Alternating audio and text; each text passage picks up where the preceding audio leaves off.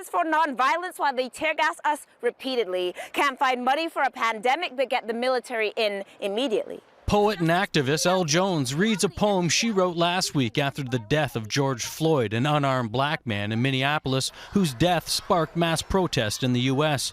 Jones says the demonstrations are part of a broader issue of race-based violence that has a long history in Halifax as well. And that's why you're also seeing people in this city respond and seeing what's happening and obviously being heartbroken and enraged by that, and also connecting it to our own communities and the long history in this province of anti-black violence, state violence and repression against African Nova Scotian communities. Several peaceful protests have escalated into violence and looting. Anti-violence activist Quentrell Provo says history keeps repeating itself, and that's what's creating the reaction we're seeing now.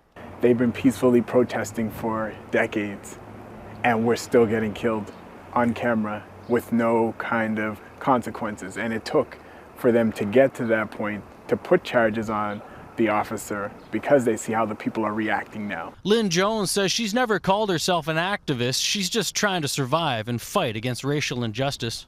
This is our way of challenging the state, challenging the system.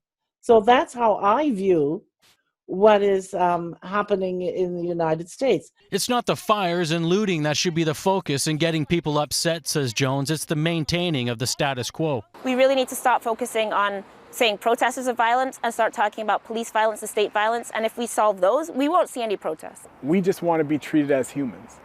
You know, people are yelling, all lives matters. All lives can't matter if the black lives don't matter currently. Jesse Thomas, Global News, Halifax.